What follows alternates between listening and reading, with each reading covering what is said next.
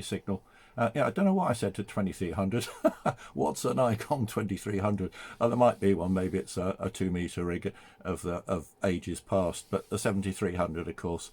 Yeah, lovely signal. Yes, a good colleague of mine, when I was, I think, very first licensed, had an FT101ZD, a nice.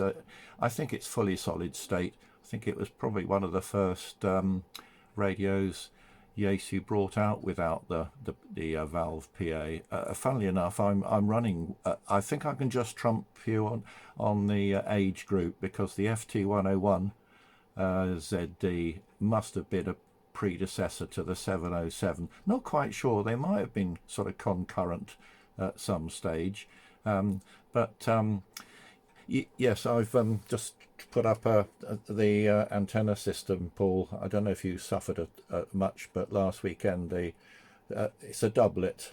It's been up for years, and I knew the centre support wasn't an ideal mechanical arrangement, because it wasn't right in the middle of the antenna, and it was on a plastic insulator, and part of the doublet ran through it, so it sort of slid to and fro with the wind, and it eventually cut through the plastic insulator. Anyway, I've replaced it with a decent ceramic one.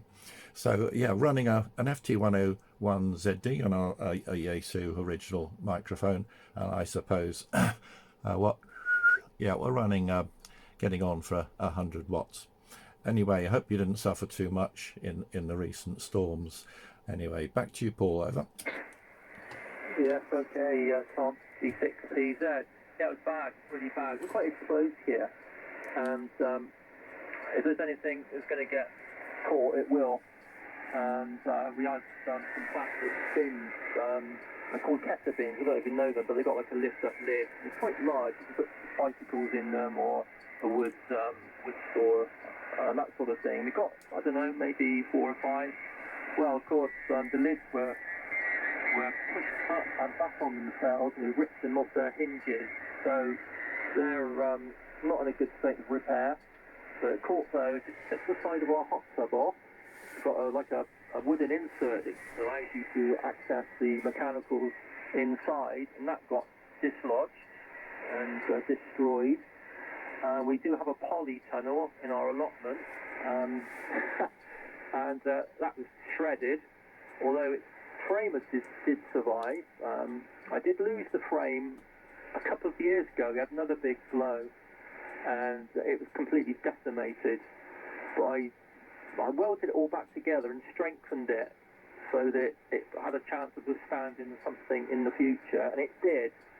But the actual covering was shredded. So we've got a polytunnel now, which is in bits in terms of its covering. We have another one which will get out and replaced in due course. But the way the weather is at the moment, we thought, no, we'll just leave it and then hit it again when the weather's a bit fairer after Christmas, perhaps.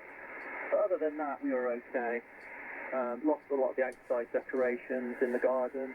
They were blown to pieces, but we replaced and renewed as appropriate. So all in all, it wasn't so bad. I know a lot of people got a lot worse than us, so I'm not going to complain. But it wasn't great. I took my vertical aerial down, so I knew that wouldn't have lasted, and that was safe.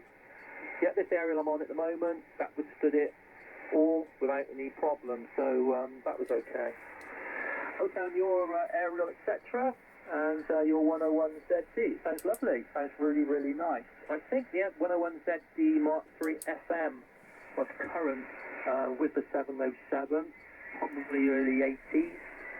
I used to have 101ZD Mark III FM. I also had the 101Z, and just the analog version of it.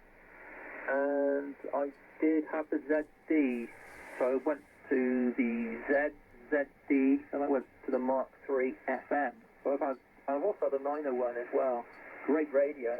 I had the whole lineup, you know, with the FL2100 amplifier and FT902, etc. So yeah, quite familiar with that line of radios. Very, very good. Very, very good. And anyway, see you again, Tom. G4KWL, G6PZ. Yes, okay, Paul.